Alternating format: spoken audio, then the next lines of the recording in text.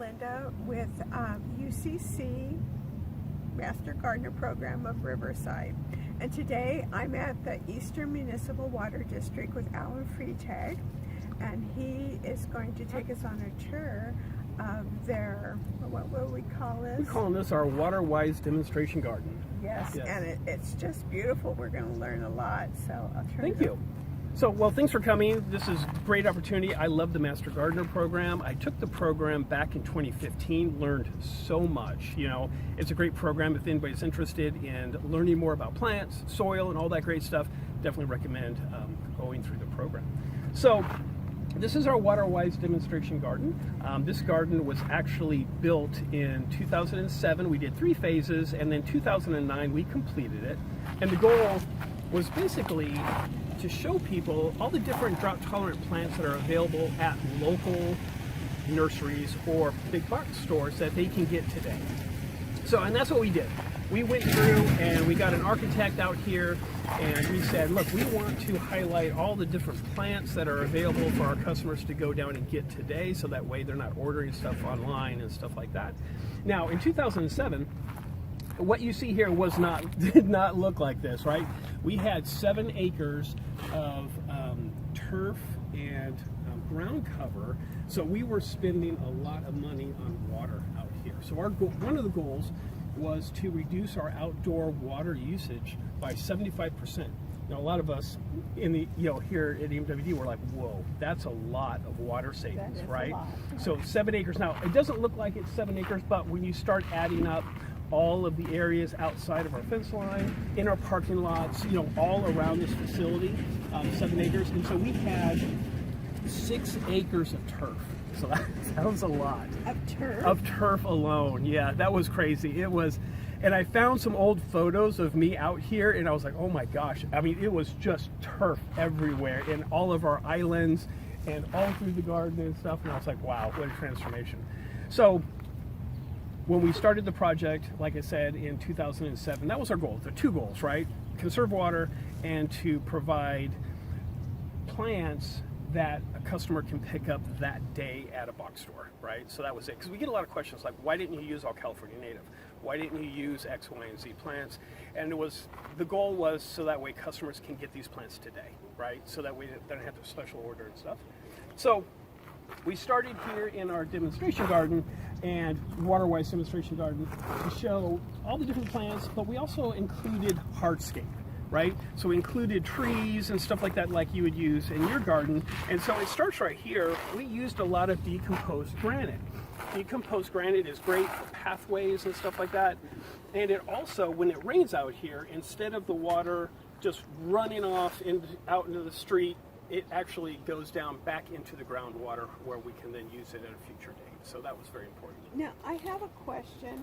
Is this DG the same kind of DG that I might have on at home on my land? Yes, so it's exactly the same. The difference with this on this path right through here, this is actually an emergency road for fire in case we had a fire here. So this is really compacted, right? So that way vehicles can drive on it.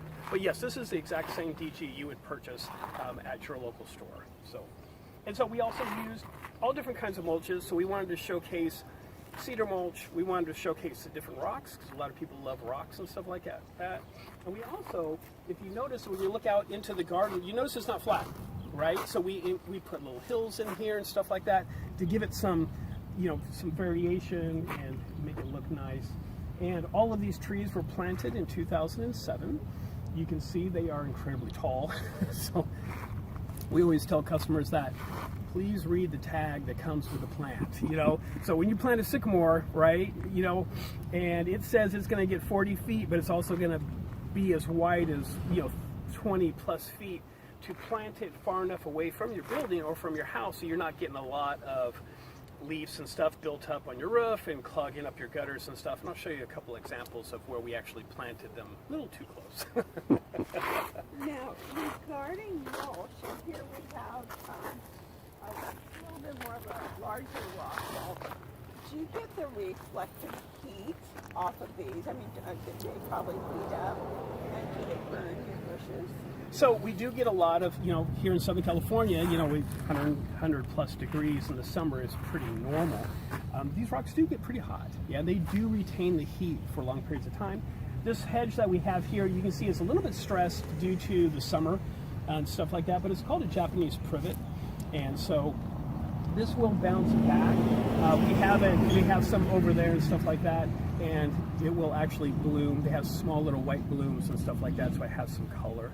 But and let me interrupt you. Sure. You probably should mention that we're right in the middle of fall, so we've gone through the summer and we're preparing for winter, because it does make a difference on what our plants look like. that is great point. So so it's in the springtime, everything's alive and green and beautiful and blooming, and that's when everybody takes all the great photos and stuff.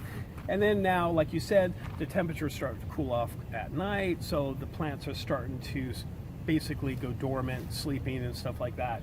So they are looking a little different, so we'll talk a little bit about kind of what we do here in our garden during the fall, just for cleanup and stuff like that to prepare for the cooler months.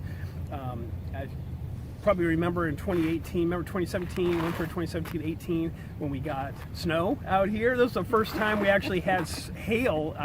It's not really snow, but we have some photos of pretty much everything white out here, and we were really worried that we were going to lose most of our plants. But believe it or not, because we picked the correct plants, drought-tolerant plantings and stuff like that, and most of them were sleeping at the time, dormant, we really didn't lose anything. So that was pretty. Well, plus it didn't stay No. frozen when it was on the ground. No, it stayed only for like 3 or 4 hours, and then it was gone. But still, when it gets down to the 20s, you panic. Absolutely. You can lose plants very quickly. Yes, yeah. So, and that brings up to another thing, is reading the tags of the plant, right? So we're always taught that in the Master Gardener program, that those tags are there for a reason. That has a lot of detailed information. A lot of these box stores sell tropical plants, which I'm always very surprised when I go in there and see plants, and I'm like, wait, this isn't going to make it, outside when it hits these cooler weathers and temperatures and stuff. So always read those tags. Yeah. Do we know what zone you're in? I think this is I think we're in zone 9A. Okay. I think that's right. But best place to find that is the Sunset Guide, and you can go online and just type in what is my zone, and then it'll give you the exact zone that you're in, so you can make sure you get the right plant for your area. You would get your nights, the coldest you get is in the 30s. Yeah, and we have, in here it's the low 30s, but we do have an occasional 20s. So, and that's when a lot of people will go out and cover their citrus trees and stuff like that to make sure they don't lose them. And so not too many, thankfully. We're spoiled here. We have such amazing weather in the winter. My parents, they live in upstate New York, and they just say, you guys just have, basically spring, summer, and then fall, and then that's it. We don't have winter here compared to what they have. So, but yeah, let's mosey on through the garden, and we'll highlight some of the plants that we have and some of the things that we've done. So like I said, this was built back in 2007, and we finished in 2009. We had 3 phases of that. And so in our trees that you see out here were all 24-inch box, right? So we wanted to get a little bit bigger trees and stuff like that. But in 15 years, these trees have taken off, right? So they would have been about 15 feet? No, they were most of them were less than 10 feet. Oh, wow. Yeah, so, and they've taken off. This acacia, shoestring acacia, you can see we have 3 of them here. They've done really well. And where they're located, they're pretty much in full sun most of the day. So they've done well.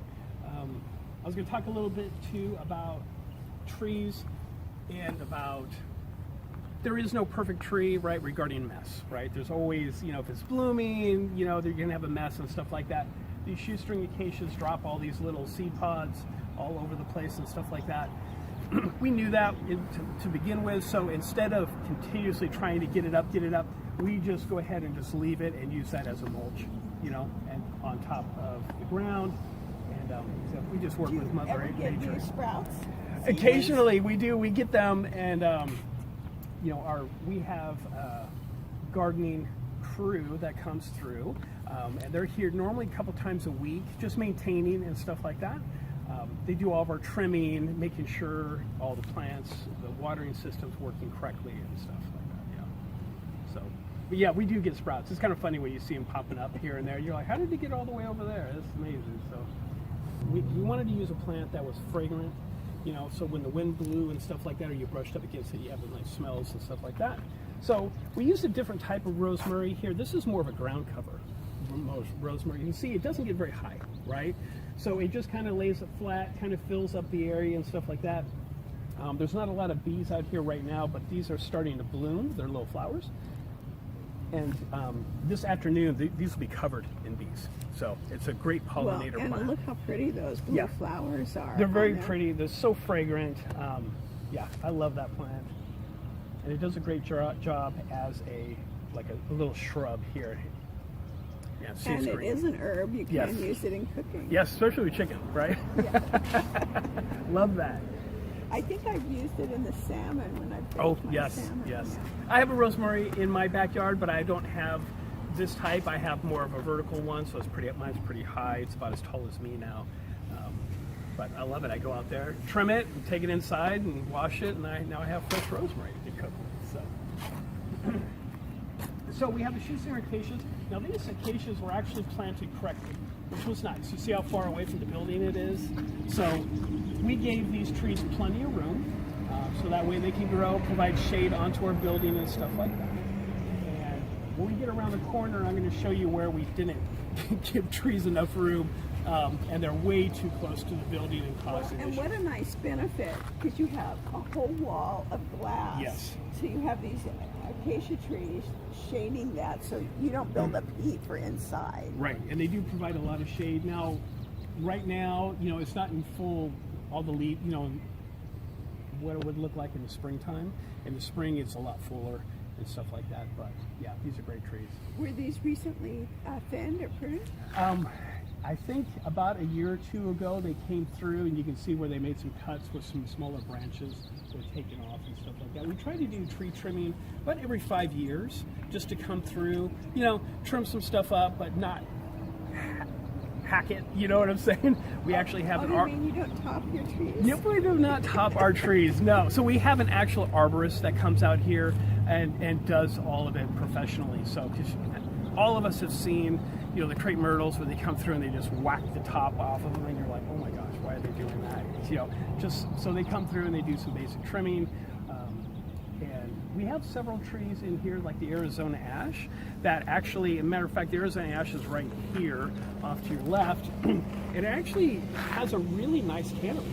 So we don't actually do a lot of trimming on this tree, but we do come in like every 5 years and trim up some of the lower branches and make it a little bit rounder. But for the most part, it's like that year-round, which is great. And it can handle the wind? It can handle the wind, yeah. So all of our trees, when we planted them, we planted all of our trees and plants using drip. So that way, you know, it's right to the plant, so that we're not broadcast spraying and stuff like that. And we do use recycled water here. I know a lot of people ask that question. Oh, you use recycled water? Yes. So 100% of our watering outside is recycled water, which is, so we take advantage of that product instead of using potable water. So which recycled water? Is it filtered twice? Or? That's a great question. So all of our wastewater that is discharged in our system, basically, so when you take a shower, water going down the drain, flushing toilets and stuff, go to one of our 4 water reclamation facilities that are located throughout our service area. We have one in Temecula, we have one in Paris, Moreno Valley, and in the Jimena-Senecio area. 100% of the water that go into those plants is then cleaned and turned into recycled water. That's 100%, right? So that way farmers, landscaping and stuff, we're not using our precious fresh drinking water, we're using this recycled water, and so that way we're not depleting our fresh water. So yeah. So this wasn't like you were talking about as for drinking water. Correct. You had an extra Yeah. filtration. So what about your edibles? Can you still use this kind of water on those? Yeah, that's a great question. Yes, our farmers out here in Southern California use recycled water to grow everything from strawberries, onions, peppers, potatoes, corn, you name it. They're using recycled water to grow those. So there's some kind of a natural filtration in our soil when we're planting our corn and our vegetables and stuff, so it's not a yuck issue. Right. No, that's exactly. So when that water goes through our wastewater plant, and all this information is online. We have some great videos about the whole process, the filtration and everything like that.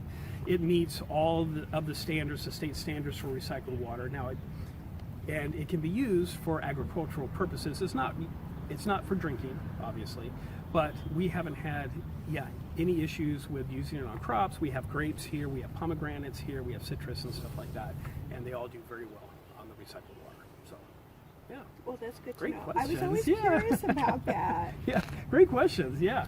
So I know there's a lot of ick factors, but we have a lot of information out there for our customers to look at regarding what we do and how clean this water is, and it's all up. We have state regulations and stuff like that. It has to be a certain level and stuff. And EMWD actually exceeds. We're way below the state levels, so just to make sure our water is clean, fresh, and usable. So, yeah, great questions. Yeah, I love it. So, our demonstration garden is about an acre, so just this area is about an acre. So remember when I told you it was about 7 acres, just shows you how big our facility is. We're a whole city block out here, right? All the way from Mates Road and almost all the way up to this next road up here. We have holding ponds around us. Those are recycled water holding ponds. In the winter, as you can imagine, when the weather cools down, right, the demand for recycled water goes down also. So instead of discharging that water, we put it in holding ponds, so that way we can use it at a later date. That's interesting. And like in Temecula, they have a different water district. So are you providing certain... That's a great question. So you're absolutely right. So Rancho California Water District provides water for the Temecula area. They don't have wastewater, so we handle all of the wastewater for Temecula. So anything that goes down the drain, anything that is flushed or anything like that goes to our wastewater facility. And you also do that for some other water districts. Yes. So when you look at a map, so our service area is 558 square miles, right? So we're big. We're the 6th largest water utility provider in Southern California. So we have a lot of small water agencies that are inside of our service area. For example, like we have Lake Hemet Municipal Water District, which is located in Hemet. The city of Hemet has their own water. City of Paris has their own water district. And so they provide fresh water for their customers, but we provide all the sewer for that area. Wow. Yeah. So, yeah. So even though we have this huge area, there are some small water districts in our area. So, yeah. So we'll keep going down here. There's an area that I wanted to show you. So we do have some artificial turf here. And artificial turf has gained in popularity over the years, just as a way for people to have a nice green area, in their front yard or in their backyard. So we have it's not very big, but it's big enough so that way people can come out here, touch it, walk on it, and especially in the summer months to see how hot it gets and stuff like that. So we are now over here with our artificial turf, Linda. So I wanted to show you this area. So we don't have a lot, but we do have an area. Believe it or not, this was installed back in 2007. So this artificial turf has actually done quite well. And it's even growing. So, I didn't know that about artificial turf grows.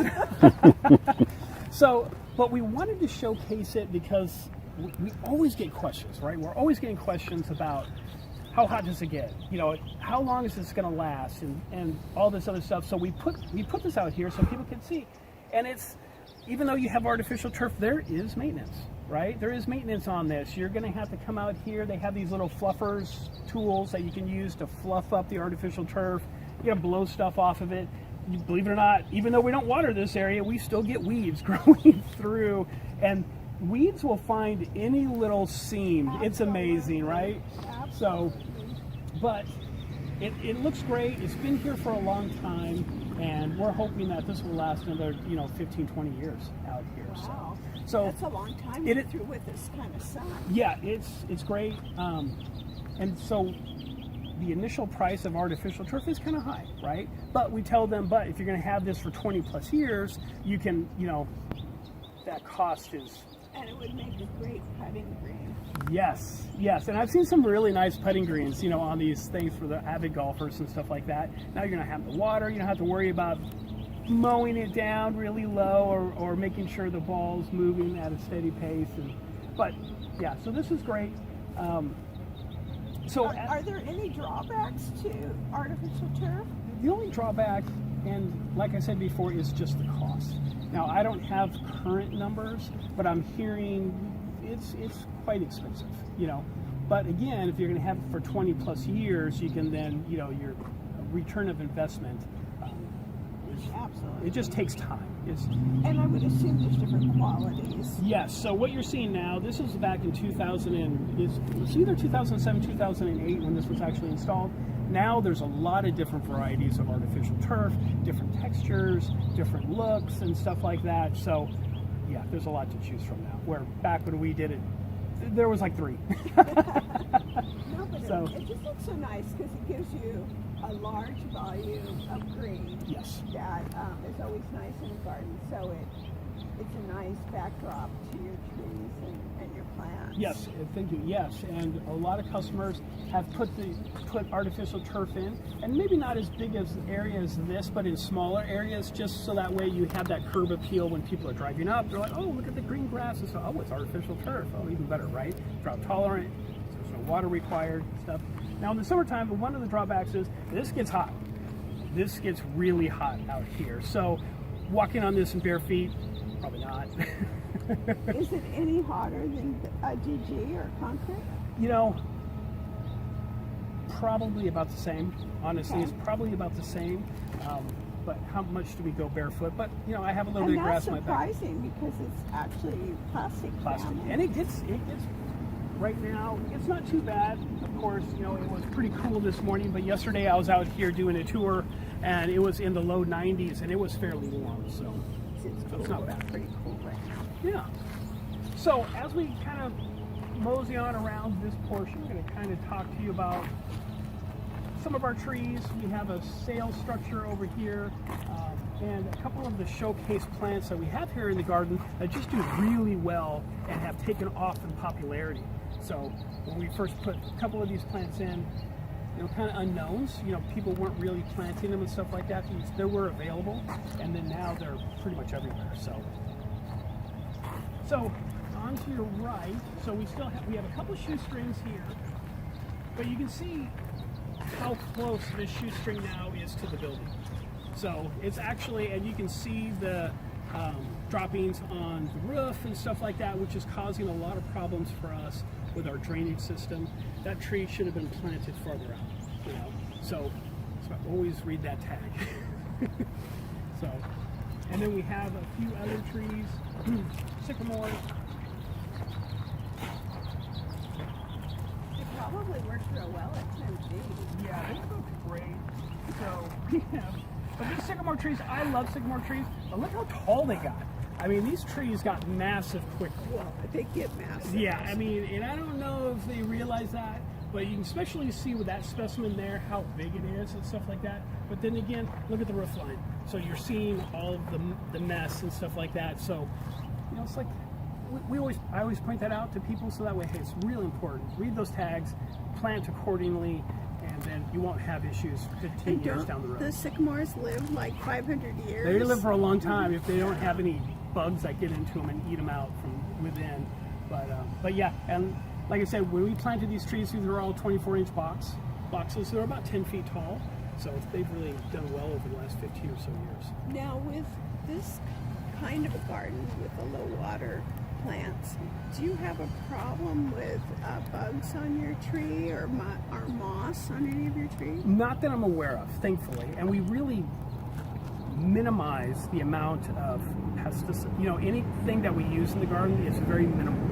As a matter of fact, the only time that we would use that is if our gardeners say, hey, you have a diseased plant, most of the times we're removing that plant because it's diseased. You know, if it's a small plant, obviously if it was a tree, it would be a different story. But remove the plant, go into the soil, figure out what's going on, if there's an issue inside the soil, you know, and if there is an issue in the soil, we would then have them dig out, you know, all that soil and put brand new soil in there and plant another plant. So It's kind of hard to do that with the trees, with right? a nice tree. Yeah, and we've had some luck. Now, we do have a tree over here that is, I think we're losing it. I don't know if it has some burrowing beetles get into it or what it's doing, but we're losing that tree, which is unfortunate.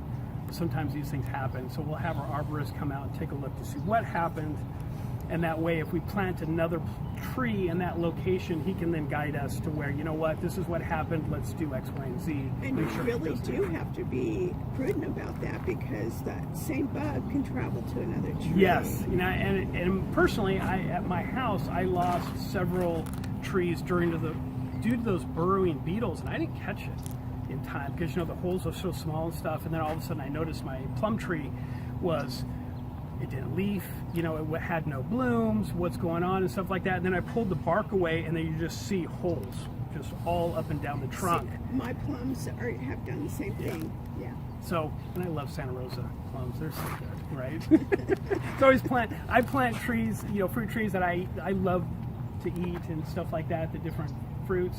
Like the different mandarins. I love all the different mandarins that are available. You know, everybody's like, oh, the cuties. I was like, well, that's a brand. You know, but there are more than just cuties out there, right? There's all different kinds. So, yeah. And some of the nurseries around here carry the mandarin. Yeah, and I've, through the Master Gardener program, one of our classes was all about citrus, which was amazing. So talked about all the different lemon trees and grapefruit trees and the orange trees, because, you know, we're so used to navel, right, for the orange. Well, there's all these different varieties that do well. So I went and planted a couple different varieties. I planted 3 different varieties of mandarins, so that way I have them so where I'll get mandarins in the beginning of spring and in the summer and in the fall, so which is great. So I have mandarins, you know, that whole time. So. Do you have a preference on your mandarins? I knew I should have written down the ones I have, and I don't have them. Are they all about the same sweetness? Yeah, they're pretty much the same sweetness. I do have one. It's like a cutie, right? It's that same type of a mandarin, which is amazing, but they're 3 times better than anything you can buy in the store because they're so sweet and stuff like that. I do have another one that isn't seedless, so there's seeds in them, but it has more tart to it. It's actually pretty good. You know, I like it, and it has more of a ruffled skin. And then there's another one that's a little bit smaller.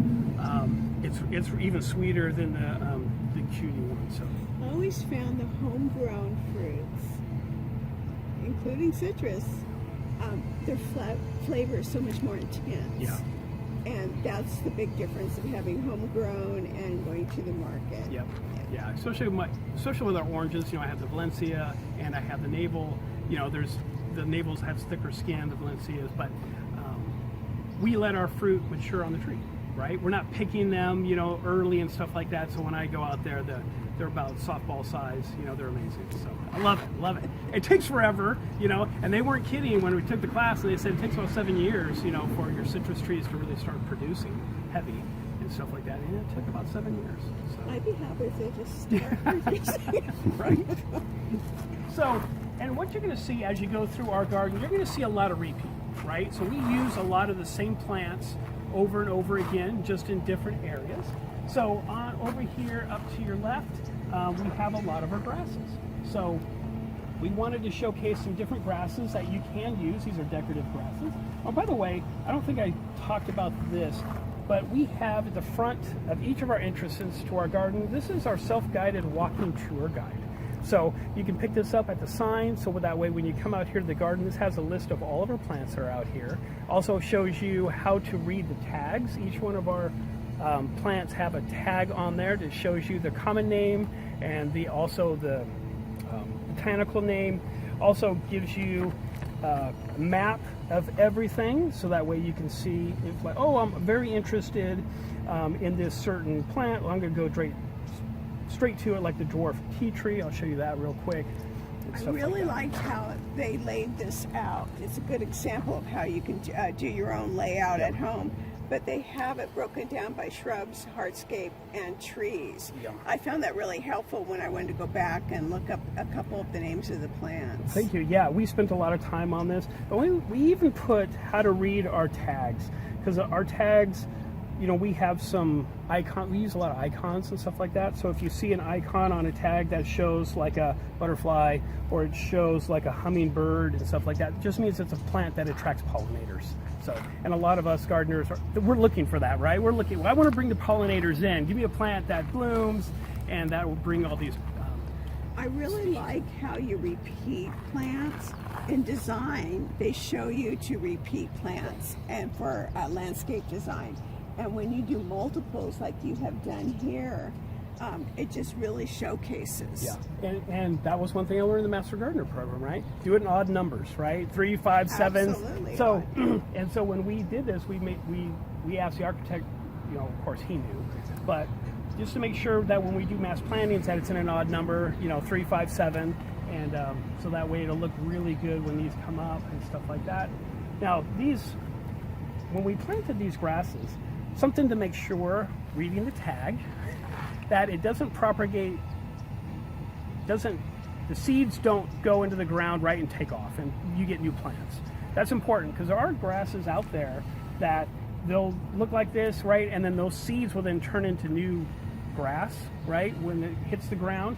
So, because you don't want a whole garden full of this grass, well, right? They seem to reproduce in areas you don't want them. Always.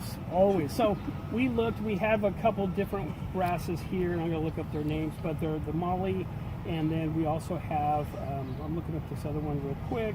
So we have the peak molly, and we have deer grass. So the deer grass is right here in front, where it has these little pretty blooms, and then the molly, you can see, has the red tint to it, the flowers. So it's really pretty. So we have, you know, just some difference. What's nice about these, what I like is when it's windy out here, you get a lot of movement in the garden, and it's really pretty, you know. So also you can see that we have different rocks. We also put boulders in, just as accent pieces and stuff like that. And this is a different type of a rock that we have used as a mulch. So you can see the different sizes, right? So we have the large boulders here, and then we have the smaller size. We don't go any smaller than this. I know there's pea size that you see a lot of people use in their front yards and stuff like that. But this is the smallest size rock that we use here. And a lot of our borders, you can see that we use concrete edging, right? So a little bit more expensive, right? But this is going to last for 20 plus years. We're not going to have to worry about replacing these edging and stuff. And I'll show you an example of when we didn't use concrete, when we used just those boards and stuff like that, what it looks like after about 10 years. So, so spend a little bit more now and you don't have to deal with it, or spend less now and then 5 to 10 years later you have to replace it. Well, there are some edging that looks like concrete or brick. There's different things that you can put in if you don't want to actually have concrete mix to put in. Yeah, there's a lot of options out there. So we decided to go with the concrete. You can see this is original, this concrete that lines this road. So it's been here since probably this building was built back in 1997, 98. So it's been here a long time. So we also added, to give this more rigidity in it, we actually, even though it's only about 6 inches, we actually added rebar, just to give it some more strength so it's not cracking and stuff like that. So we'll continue down. We do have some plants that are blooming down here. You know, this garden looks almost the same to me as it did in the spring. I see a few changes, but it still has the feeling that it did in the spring. Yeah, and it's what amazes me is that in the summertime, a lot of these plants don't bloom, right? We do have a couple, like that yellow bell over here, with coral fountains and stuff like that. We had some rain just recently, and it's amazing how quickly these plants come back up, you know, and start blooming again. They think, oh, it's spring, let's go, right? So we've had some of that, kind of like our rosemary over here. It's really this section is really taken off a lot of flowers and stuff. And less than about 2 weeks ago, there were no flowers on here. So it's that's how quick, interesting. Yeah. how quick with a little bit of rain, boom, it starts flowering. Yeah, it looks amazing. Does the trailing rosemary bloom more than once a year? My understanding it does. Let me double check to see if I have an official on this rosemary. Is it fall and spring? Let me see if I have it on the tag. I know it. So we're seeing it now in the fall, and I know it does it again in the spring. Yeah. So, but let me double check. I'll have to double check on that to see. That's now, fine. I just remember yeah, it. I think it's twice a year. Yeah. Now we made some changes in this bed, right? I don't know if you. Last time you were here, I think we already had it done, but I'm not sure. At one time, this bed with all of our plants in here actually had DG in it. Now we were told by a contractor that, hey, you should use DG. It helps with weed control and stuff like that, and it's another form of mulch.